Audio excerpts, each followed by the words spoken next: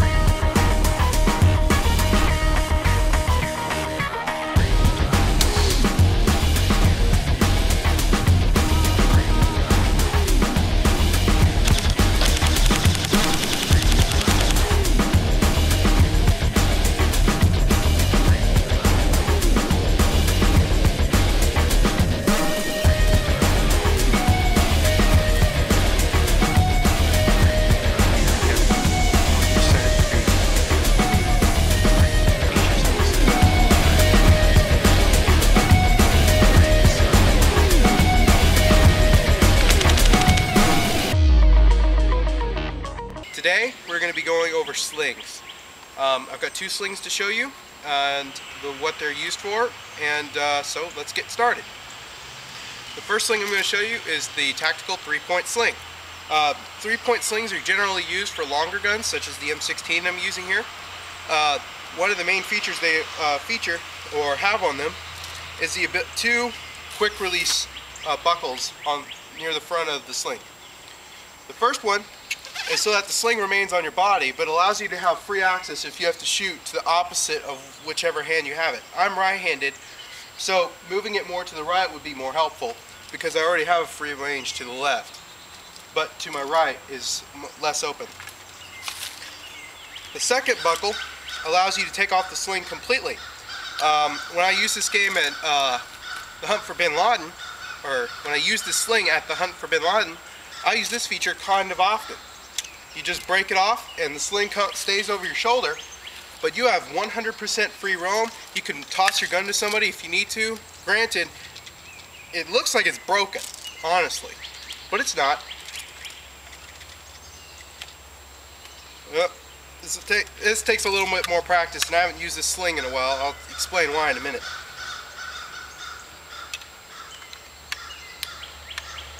But that's just a quick release to allow you to break free of the sling. One of the other, before I move on, you might notice this is kind of loose. Normally it's supposed to be more like this, but because I don't have my vest on, it's loose. And also a friend of mine was using it, so it's adjusted to him. I'd forgotten about that, to be honest. So that's why it's kind of loose, but normally it wouldn't be this loose. One of the other main features of the 3-point sling is so that you can throw the gun over your shoulder, figuratively throw the gun, because these are airsoft guns, you never want to throw them. You can throw it over your shoulder. One of my videos have a clip of it right here. As you can see, I actually have the gun over my shoulder and the camera's capturing that. That's to allow you to move freely. Like in that instance, I had the flag in my hands, sort of like the Halo style capture the flag. That just frees up your hands for climbing ladders, whatever. And then you can just whip out your gun and you're right back to where you need to be. And you don't have to just flip it over that way. You can always throw it over like this, and it's still just as accessible. Anyway, that's this first sling. 3-point slings can range, in the airsoft world anyway, they can range from anywhere from $16 to $70 to $80 to $100. Depends on how much you want to spend on it. These slings are really tough, they're not going to break, and they usually come with a lot of adapters. One of my main complaints with them though is the fact that they don't come with the adapters necessary for like the M16. As you can see, I have it mounted to the front post sight because I don't like the idea of having it under here because it causes the gun to do this number. And I just don't like that. I mean, I have to reach up and turn the gun around. Whereas if I have it to the front post sight, it allows me to keep the gun parallel to my body and it's easier to rest my hand on the grip. One of the other cons is that this is kind of a big, bulky sling. It's really thick, and it's just kind of, it can be a little cumbersome on a vest outfit. I mean, I used it and I was happy with it for the longest time, but now I'm starting to transition over to a different type of sling, and I'm about to introduce that to you now.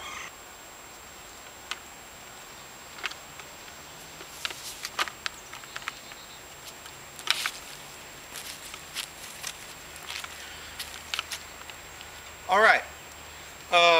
Again, I don't have my vest on, so this is kind of loose, but I'm going to go ahead and give you the idea for what it is. Alright, so this is the 1-point sling. With the 1-point sling, the idea of it is so that you can have it attached to 1 point on the gun. That's where the 1 point comes from. And it allows it to swing at your side.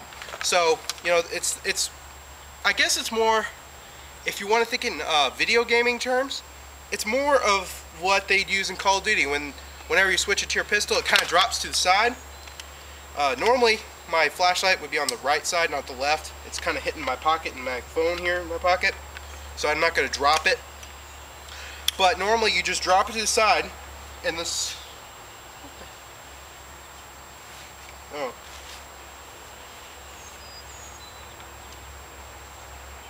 Anyway.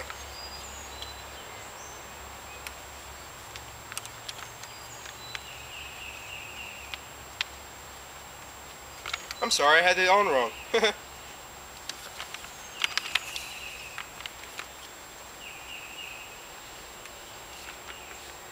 Alright, there we go. Alright. That's a little tighter too. Yeah, this is the way it was supposed to be. I had it on wrong before. I'm sorry. Now I look like a douche. Anyway, there's a couple variations of the 1-point sling. There's the standard 1-point, which doesn't have any bungee on it. I'll get to that in a second. There's the one bungee and 2 bungee, and then there's the 2 bungee with strap, which is kind of pointless in my opinion. Anyway, I chose the 1 bungee because of this one reason. I read a review and it sounded to me like he had a good point, and I wanted to see if he was right, and it turns out he is. We'll start with the traditional strap first. The traditional strap 1-point sling doesn't have any sort of shock absorber. The sling I have has a 1 bungee on it, and that acts as a shock absorber, so when I drop the gun, it doesn't just bonk onto the end of the thing, to the end of its slack. Excuse me. Instead, with the 1-point or 1 bungee, it bounces just a little, and that takes some of the shock out of the drop. The 2 bungee takes almost all the shock out, and depending on how heavy your gun is, will bounce down and then come back up. That's why I chose a 1 bungee sling. The reason is, whenever I drop this gun, it bounces to the side, not down. I don't know if you can tell, but it doesn't bounce backward. It pivots to the back like this, but the whole sling is not bouncing to the back because it's held up by my shoulder. But if you look here, the bungee is at the back, so it can bounce forward like this. The whole sling is moving forward. Yeah, that looks weird, doesn't it? The whole sling is moving forward, and so the motion you get is a side-to-side movement instead of a up and down movement. The reason you'd want that is if you're running or moving quickly, you don't want your gun barrel hitting the ground. I don't have a problem with that either way with this short gun, but if I use it on my M16, the barrel would be hitting the ground because I'm not that tall of a person, and even if I slacked it up all the way under my arm, if it bounced any, it would hit the ground. So that's why I chose a 1 bungee. If you're a taller person, or maybe even if you have a shorter gun that's really heavy, maybe you might be able to use the 2 bungee, but I wouldn't necessarily suggest the 2 bungee. I guess I should go over the mounting of it real quick since I did it on the 3-point. Okie dokie. This is the close-up of the clasp. And there's only one of them on this 2-point or 1-point sling, and there's the single bungee. As you can see, it stretches. It's not a loose stretching at all. It's a nice tight stretch, so it's not going to be just jiggling around down there. Oh gosh, I can already hear the comments. YouTube, I love it. Anyway, I'm going to go ahead and go with the cons since I've already got this close up. I don't know if you can see that, but those 2 prongs, they don't touch. Now you might think, oh no, that's not secure. Well, it is secure. This bar will not go forward. It cannot come towards my right hand.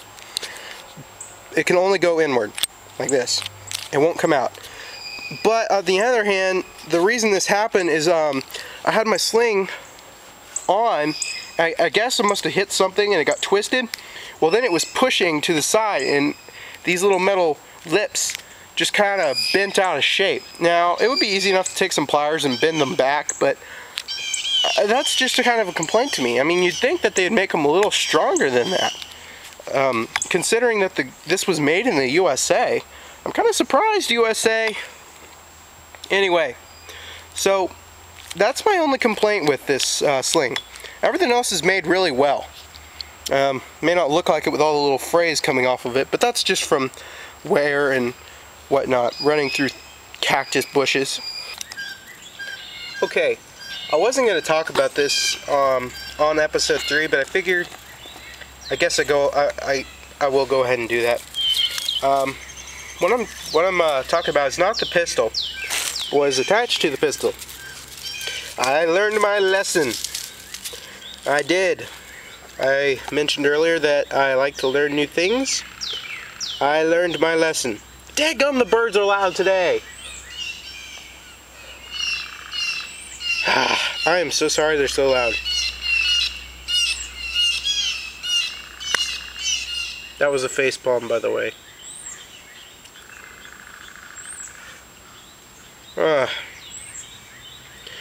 Anyway, I'm just going to go ahead and get this video over with, and I'll speak a little louder so you can hear me. This is a pistol lanyard. Basically, it's a sling for a pistol. The end. Okay, no, I'm joking. What it does is it won't work for all pistols, but for the KJW 1911 it sure does. Of the products I've bought recently for airsoft, this has got to be the one that's worth the most. It has a metal clip that attaches to this ring on the back bottom of the grip of the pistol. I'll go ahead and get a close-up of this. This piece clips onto the metal ring that I just showed you. You don't need the metal piece. This loop lanyard piece will sling through that. It'd just be a really tight fit. So I chose to leave the metal clip on. But it clips on there, and then the other end velcros to your belt or part of your molly or whatever you really can put it on. And the idea behind this is that if you, for some reason, you forget to buckle your holster, you won't lose your pistol. The last game, the Hunt for Bin Laden, I lost my pistol. And when I went back to get it, someone had stolen it. I'm really sad to say that there are people who do that, but they do. They walk the field and they steal stuff that lies on the ground. I've heard people talking about what they found on the field and da-da-da-da-da-da. And I was like, Well, anyway, they do it. You can't stop it. If you're one of those people, shame on you. And if you found my pistol, please return it. Anyway, so the basic idea is that it latches on, and if your holster doesn't latch properly or you forget to latch it, when you're running, if it bounces out, this lanyard will break the fall with this bungee. It's not a real strong bungee, and it extends for a pretty good length. Darn it, I can't. The camera's no longer on the tripod, so you know, it extends about. I'm going to give it 3 feet, about a yard. The total length is about a yard that it extends. And you're saying, oh, wait a minute, that's enough for your pistol to drop on the ground. Well, it is. It's not meant to stop your pistol from hitting the ground. It's meant to let you know it hit the ground and to break the fall somewhat. And also to, like, allow free movement, because you don't want this getting in the way of the movement of the gun. So what you're going to want to do is attach this fairly close to either your shoulder on the side of your shooting arm. So if you're left-handed, it'd be on your left side, and right-handed, it's right side. And when you pull it out, it doesn't get in the way because it's a bungee and there's no loose cord hanging around it, and you'll only stretch as far as you need it. 1 yard's more than enough to excuse me. 1 yard's more than enough to do what you need to do with your pistol. If you see in my clip, there will be a segment here, I was using this at that point. So as you can tell, it doesn't get in the way at all. And it saved my pistol, I believe, 4 times. My holster must be getting really weak because it kept popping open. Either that or I'm really forgetful and keep forgetting to shut it. Either way, this saved my pistol at least 4 times. So anyway, this cost me $12 from Airsoft GI, I believe. If you don't have one of these and you're in a field game, and not so much a CQB game in a warehouse, but in a field game, get one of these, especially if your pistol is more than 50 bucks. I can't stress how happy I am with this. Why? Because I just saved another $100 4 times in a row. How much is that? 400 bucks. If I had to buy my pistol 4 times, I've already had to buy it twice. I don't want to buy it 4 more times. It's a good pistol, but you know, enough's enough. So I'm just really glad with this sling, and I hope you've gleaned something from this and you will get one as well. So to wrap it up, we kind of went over the 3-point sling and some of its uses and why it's good and some of the cons to it. I ended it with the 1-point sling, explained some of the pros and then the con that I found with it. Nothing that you can get is going to be with completely pros and no cons. If there is, I'd really like to know what that is, honestly. There's always going to be a con. It's just a matter of the way you look at it. So, anyways, that wraps it up for episode 3. I'm still looking for ideas for episode 4. One of the YouTubers is asking me to do a tactics video. This is a special note to you. Go ahead and put your YouTube username here, just so you know I know you've been communicating. I'm not really in, I don't know that many tactics. I have buddies who do, and they said they'd be willing to help me. So maybe we'll get to it, but I don't see that happening anytime right away. If you wish, I could give you some very, very, very simple tactics, things you probably already know, but that's about all I can give you. I'm not the best source for that. There's lots of other channels who do actual training and techniques from military and law enforcement. Go and check out those videos. If you find something, tell me about it, you know? Send me a message and let me know. I'd like to learn too. I'm always open to learn new things. I think that's it. Like I said, I'm still open to suggestions. I have a document and I write them all down, so don't think that I'm just saying that and not doing anything about it. If you posted an idea, chances are I have it written down somewhere. I'm sorry, phased out there for a second. Anyway, that ends episode 3. Thanks for watching, and have a good day.